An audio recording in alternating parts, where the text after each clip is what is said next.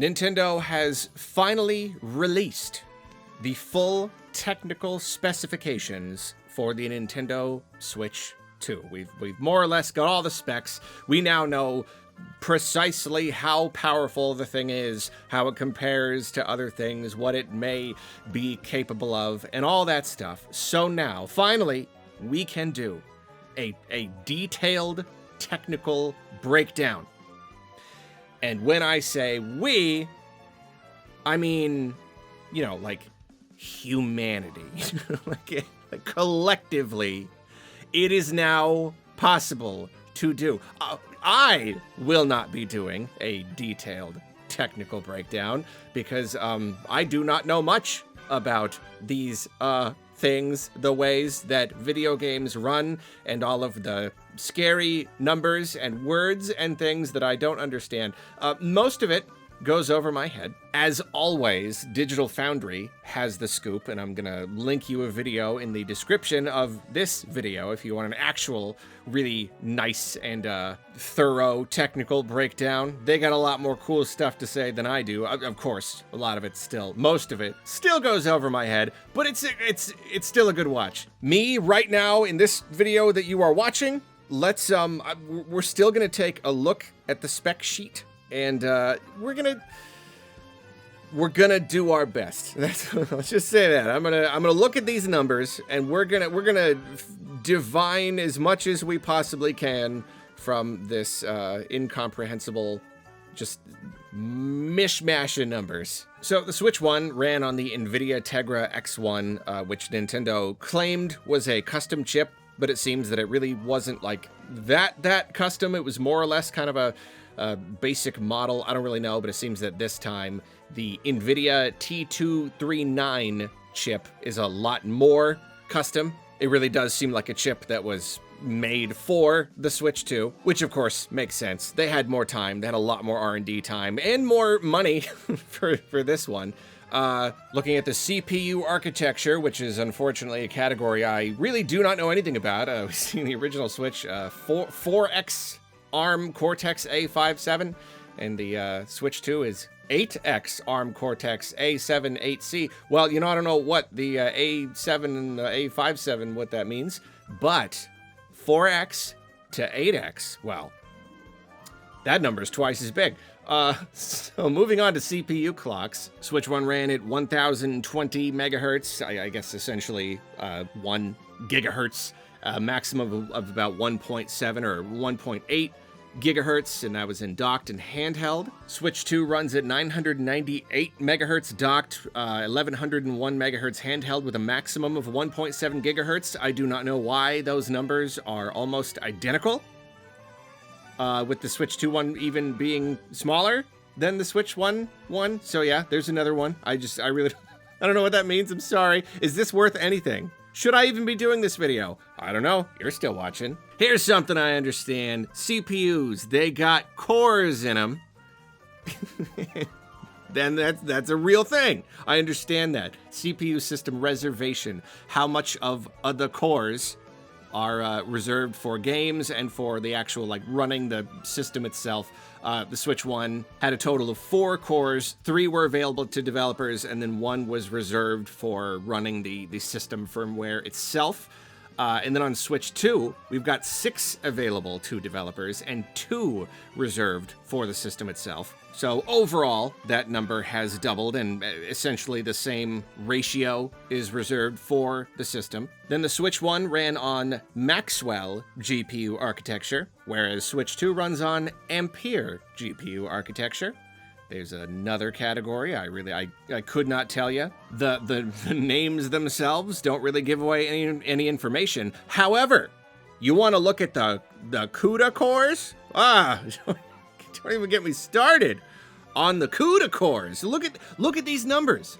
Switch 1, 256. Switch 2, 1,536. That's a lot more. That's like 6 times more. Those are numbers I can absolutely understand, and I am impressed. What a blessing! What a blessing to have so many CUDA cores. Finally, Nintendo's finally listening. Then you got GPU clocks similar to CPU clocks. I mean, it's just like how quickly it can run. I think, is that, I don't know, whatever, I'm not going to try. I'm not going to try to guess on the Switch 1. Docked 768 megahertz, 460 megahertz handheld, maximum of 921 megahertz. Again, the numbers are, well, they are higher in this case for the GPU versus the CPU. Not by that much more. You've got 1007 megahertz docked, 561 megahertz handheld, maximum 1.4 gigahertz. So at least there, those numbers are higher. So there you go. Here's some other stuff. Here's some other stuff that makes more sense. Well, down at the bottom of the list here, this makes more sense. The system memory slash interface. See the bits. I know that. Like an operating system, like Windows. It's like that, right? You got 32-bit or 64-bit. I think that's what this is talking about. Think. And on the Switch 1, it was LPDDR4, and then with a 64-bit, and now it's LPDDR5, which is another number higher, 128-bit, twice as high. Awesome. And then memory bandwidth, I'm seeing like per second values. Is that just how quickly it can access memory? Maybe. On the Switch 1, we had 25.6 gigabytes per second docked, 21.3 gigabytes per second handheld. And on Switch 2, we've got a pretty considerable leap here. Up from 25.6, we have 102 gigabytes docked. And then up from the 21.3, we have 68 gigabytes per second handheld. And then, the best for last, the thing that I probably understand the absolute best, just RAM. We all know what RAM is. Everything has some gigabytes of RAM. Well, you know what? The Switch 1 had like 4 gigabytes of RAM. 3.2 gigabytes of that was available for running the games, whereas 0.8 gigabytes was reserved for system stuff. Like basically that chunk is just locked away just for running the system, everything, home menu, any capturing, just basically anything that's not actual gameplay. And then over on Switch 2, we have a total of 12 gigabytes. So, 4 to 12, that's a nice clean 3 times increase. I like that. 9 gigabytes of that is available for games. So, up from 3.2, pretty darn good. And then 3 gigabytes are reserved for the system itself. Now, the ratio is basically the same. The RAM has been tripled, but still about 1/4 of the RAM is reserved for the system itself.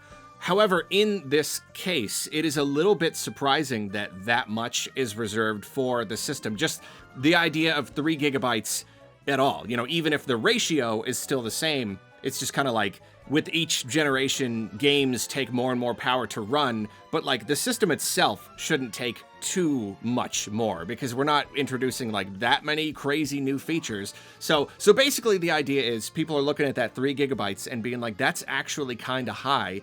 And it seems that this is possibly primarily because of game chat. It could be that game chat is a lot more taxing to the system. It requires a lot more resources than one might expect. And so, 3 entire gigabytes of RAM are completely locked away, unavailable, generally speaking, for games themselves to use. So, there is this idea. It is potentially possible that game chat itself could have like an impact on games, on like the Switch 2's capabilities of running games well, if Nintendo has to kind of reserve some of the system's power to run game chat. However, I'm not going to go into that right now. I think I'm going to make that its own video because that really is kind of its own entire discussion. And I don't know, I guess I'll probably do that after this one. I'll probably just hit stop and then hit record again and do that one. So yeah, let's finish this video up. Those are the specs, and I'm not going to go into the big old breakdown of how it compares to every other system, and it's funny because other people have, even Digital Foundry has kind of compared it. How does this compare to the Steam Deck? How does it compare to an Xbox Series S? How does it compare to other handheld gaming PCs? The problem is that it's getting harder and harder to make those kinds of comparisons because there really are so many variables, there's so many factors to consider, and so much of it really does come down to how any given developer utilizes the architecture, and because there are so many differences, a lot of machines will be better at one thing or worse at another thing, or sometimes it won't be necessarily clear how something is going to perform until you get it in your own hands, or until more people have dev kits in their hands, or until the games come out and they can run analysis on the games. Like, it's not easy. You can't just look at it and be like, oh, it's exactly as powerful as this other thing, or it is worth 1.1 PS4s. It doesn't really quite work that way. But yeah, for the most part, we've got a pretty clear picture now of how powerful the thing is. And interestingly enough, this pretty much confirms most rumors. Apparently rumors about the power of the Switch 2 date back to 2021. 4 years ago, we were already getting rumors of the Switch 2's specs, and it seems that, yeah, big surprise, they were actually pretty accurate. Which means that, Nintendo would have been planning for this system back then. They want to get a leg up on things. They want to be developing some games so that at launch there are actual games for us to play.